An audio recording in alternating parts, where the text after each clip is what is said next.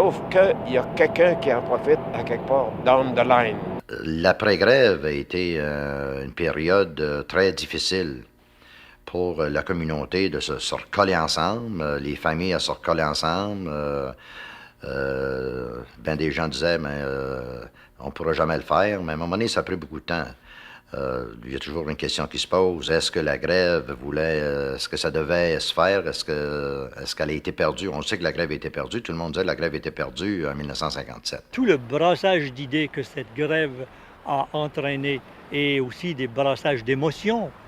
Il y a eu même des animosités entre certaines familles, certains individus. Tout cela a fait que la réalité syndicale est devenue plus omniprésente et plus importante en Gaspésie.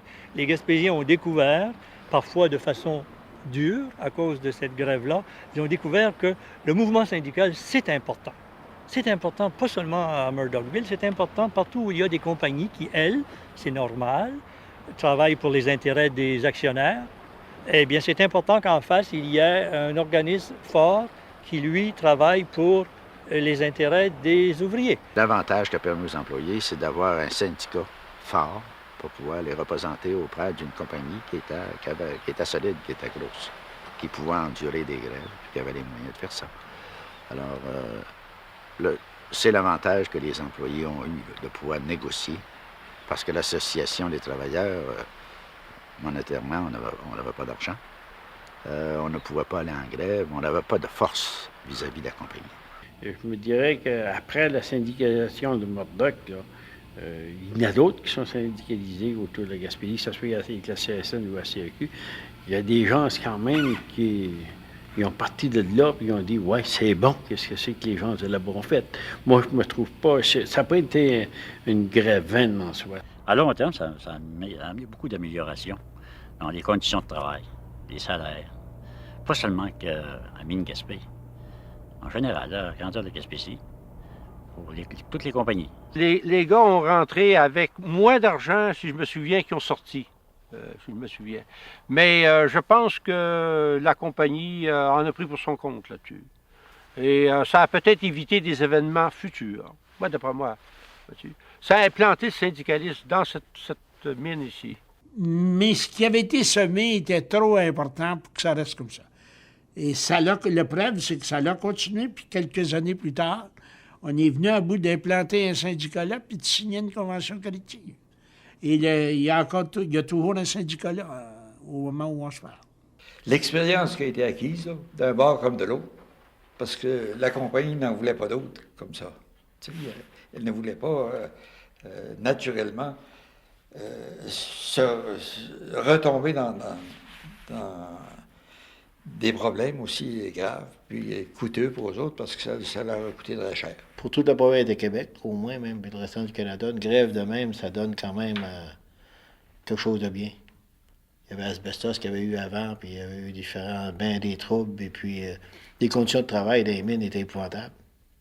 C'était vraiment broche à foin, comme on appelle. Je pense que Duplessis s'est mal fait juger dans la classe, la grève de Murdochville, la grève de l'amiante. Ces grèves-là, on connaît plus son rang. On connaît encore des grèves difficiles, mais on ne connaît pas ce genre de grève sauvage comme on a connu à ce moment-là. Il s'est créé, à la faveur de ce conflit de Murdochville, les deux, un courant de sympathie chez les intellectuels, dans les partis d'opposition, chez une couche, chez les leaders d'opinion, un courant de sympathie à l'égard du syndicalisme. Mais je pense à réveiller les gens à comprendre que il n'y avait pas Duplessis puis l'Église qui menait seulement. Nous autres, ça nous a ouvert les yeux, et pas juste à nous. Les gens, on était vraiment mis à part. Hein. La Gaspésie, ils faisaient des élections, puis on ne voyait même pas les candidats à ce moment-là. Ils se présentaient, tu votais rouge, tu votais bleu. Hein? Comme René Lévesque disait, c'était le rideau rouge, le rideau bleu. Mais je pense que la plupart des grévistes, après, puis on était plusieurs, et tous les Gaspésiens, ça les a vraiment politisés sur toutes sortes de choses. Murdochville a toujours été cité en exemple dans toutes nos démarches, de toutes nos choses, comme étant un symbole de gens qui se tiennent. Nous autres, on sait ici que les gens qui étaient simples, qui étaient ordinaires, qui étaient un peu on peut dire beaucoup sur le joug de l'Église, de dire obéis, fais ta job, puis va à la messe, se sont réveillés à force d'être poussés au mur. Et ça a démontré ça au patronat surtout, de dire, là, il faut que tu arrêtes à un moment donné de pousser sur les gens, ou bien, quand ils sont au mur, ils vont rebondir.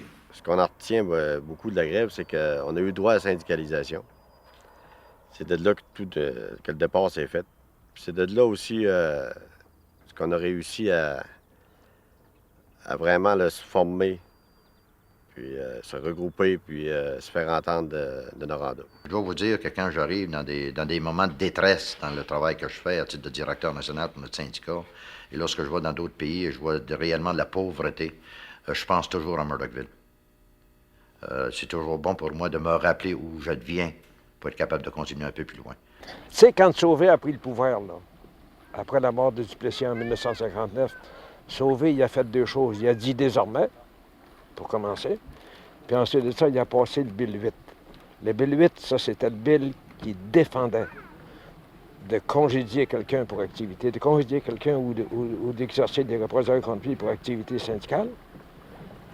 Puis c'est Sauvé qui a passé ça. Puis ça, c'était le Bill Théo Gagné. Toutes les lois qui ont été passées suite à la grève de Murdochville, on ne pourra jamais quantifier ce que c'est qui a été fait pour les travailleurs. Les lois qui ont été favorables aux travailleurs. Il n'y a plus jamais eu d'autres, après ça, d'affrontements majeurs comme on a connu à cette période-là. Le gouvernement s'est protégé un peu, a protégé aussi la classe ouvrière, un peu plus qu'elle l'était à ce moment-là. Le mouvement syndical, c'est plus qu'une question de dollars puis de cents. C'est une question d'une participation à la vie sociale, puis elle passe par l'action syndicale et la solidarité des travailleurs. C'est comme ça que je vois ça. On le disait, mais les travailleurs l'ont pratiqué, puis ils l'ont pratiqué au prix de lourds sacrifices, hein? Alors, c'est parce qu'il y a eu des hommes qui ont eu le courage de se tenir comme ça, hein, dans ces années difficiles sous le régime du Duplessis, qu'on a un mouvement syndical qui se souvient, puis qui, quant à moi, est assez solide au Québec. C'est quelque chose qui a fait que le syndicalisme au Québec a grandi et on a suivi souvent leur exemple et ça nous a donné du courage pour la suite. Pour la première fois dans l'histoire de la Gaspésie, les ouvriers décidaient de se tenir debout contre un régime, au fond, qui était absolument répressif. Et ça, ça a sonné la charge. Et ça a engendré, après, des modifications considérables dans les lois ouvrières au Québec. Ça a été ici, le précédent créé, qui a permis au grand syndicalisme nord-américain, industriel, de s'implanter et de défendre les travailleurs et les travailleuses dans la grande entreprise de la multinationale, la transnationale. On sait aujourd'hui jusqu'à quel point que cette bataille-là a été importante et a été gagnée aussi. Si la grève de Murdochville n'aurait pas eu lieu, je ne crois pas que l'évolution de la dignité au travail, du respect de travailleurs, de leur communauté, de leur famille, n'aurait pas évolué aussi vite. Le 7 décembre 1964, les métallos sont condamnés à verser 2,5 millions de dollars en dommages et intérêts à la compagnie. Même en appel, ce jugement sera maintenu par la Cour suprême. En 1965, ils tentent pour une troisième fois d'obtenir l'appui de la majorité des travailleurs. Et cette fois, devant l'impuissance de l'association de boutiques, les métallos obtiennent enfin la reconnaissance de leur syndicat.